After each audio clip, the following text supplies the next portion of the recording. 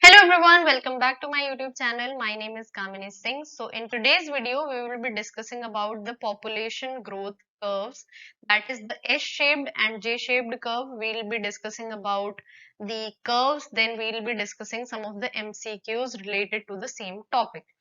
And also the link of the PDF is available in the description box, so you can directly click on that link and download the PDF. So without wasting any time, let's get started.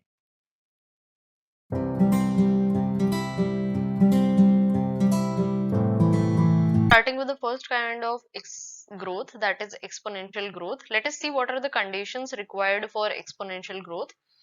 The conditions required are that the resources should be unlimited. That is, whatever the space is there or any mineral is required, like for plants or anything else, those all resources should be unlimited for exponential growth to be there. Also, the organisms should be reproducing to their maximum capacities or capabilities. That is, the reproductive capacity of all the organisms of that population should be maximum. These two are the required conditions for exponential growth to occur. Now, as we all know that resources are not limited in the environment in nature. So, exponential growth does not occur in nature. It actually doesn't occur in nature because the resources are always limited. And the examples for exponential growth are, the first one is the bacterial growth in laboratory, because we know that we provide the nutrition or nourishment to the bacterias that are growing in laboratory in a petri dish. Or the algal bloom, we'll see the type of graph that is formed in the case of algal bloom in the next page. But here we can understand that the examples for exponential growth are the bacterial growth in laboratory and also the algal bloom. So the kind of graph that we'll see in the case of exponential growth is, we'll take on the x-axis we'll take time, on the y-axis we'll be taking population size. So the graph that will be shown will be like this. Its shape will be like this. It will start a little slower, but as the time passes, it will move to its highest potential.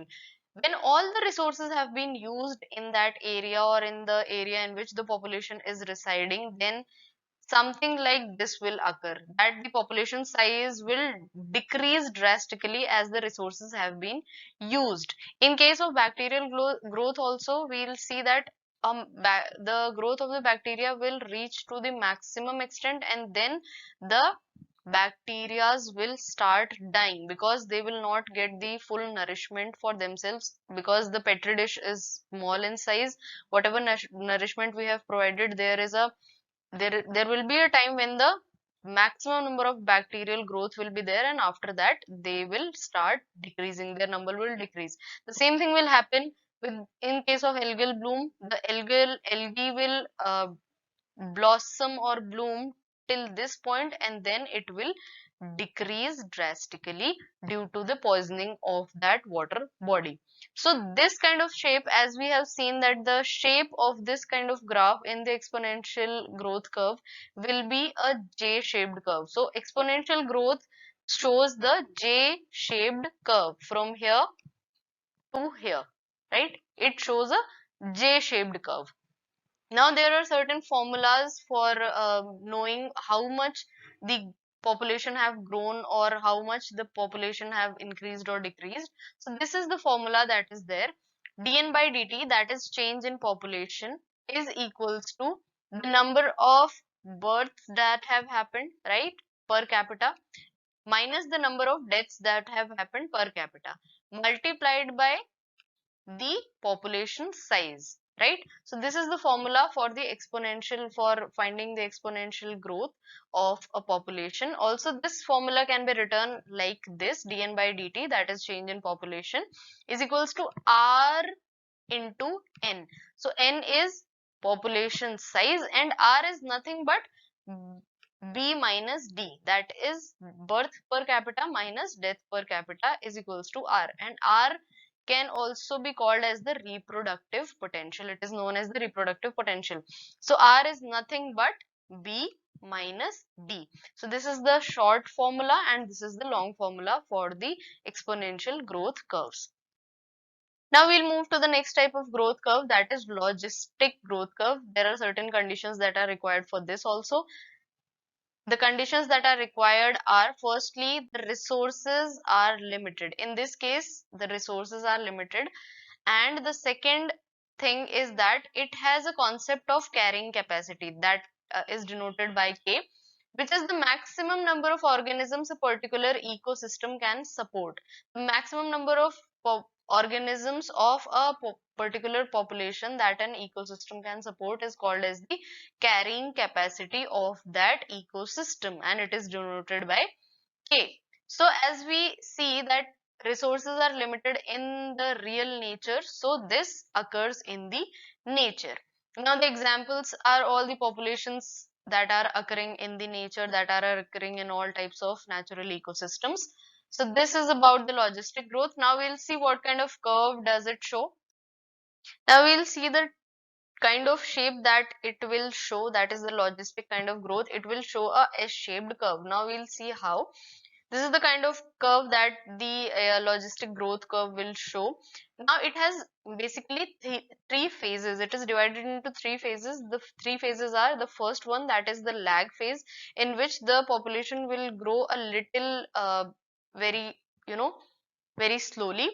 Then there will be a phase in which the population will grow really fast, that is known as the log phase or the exponential phase. And the last phase is the stationary phase, in which the population will grow but in a steady or stationary manner. Now there is a maximum point where up to which this shape can reach, and it is known as the, this will be denoted as K. So the value here will be known as K, that is the carrying capacity of that population. As I have told you, it is the maximum number of individuals of a population that can occur in that ecosystem. So this will be the carrying capacity for the ecosystem of that population. Now there are certain equations that are there for understanding the increase or decrease or change in the population. So here also dn by dt, that is change in population, is shown by Rn, that is n is the population size, R is the reproductive potential, and the formula for this is in bracket 1 minus n by k. K is the carrying capacity. Please remember the formulas also really carefully, and also the three phases in the logistic growth curve. All these are very, very important.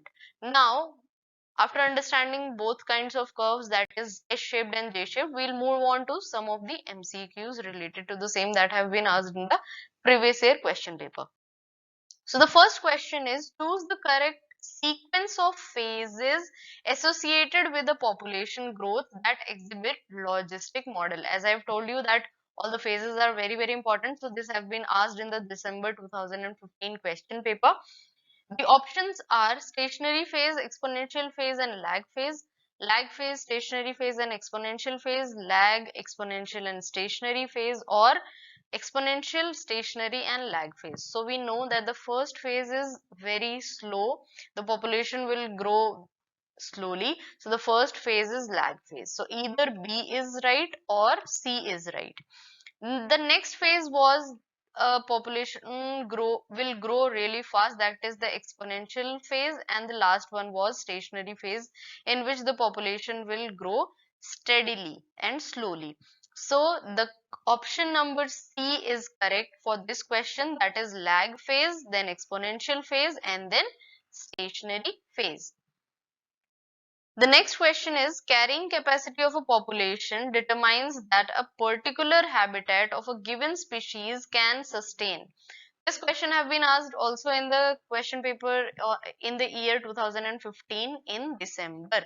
So our options are that it has reached up to the minimum population, maximum population, average population, or a fraction of migrating population. So we know that carrying capacity is denoted by K, and it is nothing but the maximum population that a particular ecosystem can contain of that population. So answer number B will be correct.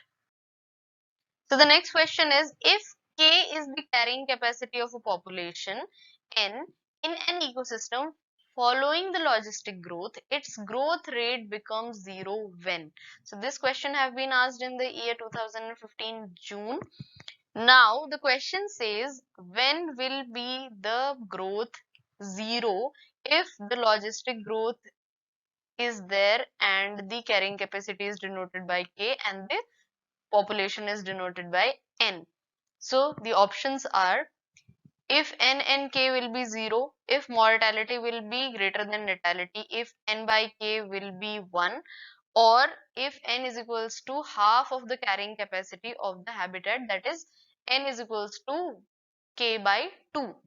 Now, if we remember the formula, we can easily answer this question. The formula says dN by dt is equals to Rn 1 minus N by K. So, for the growth to be 0, we want all of this to be 0. For all of this to be 0, we need this to be 0, right?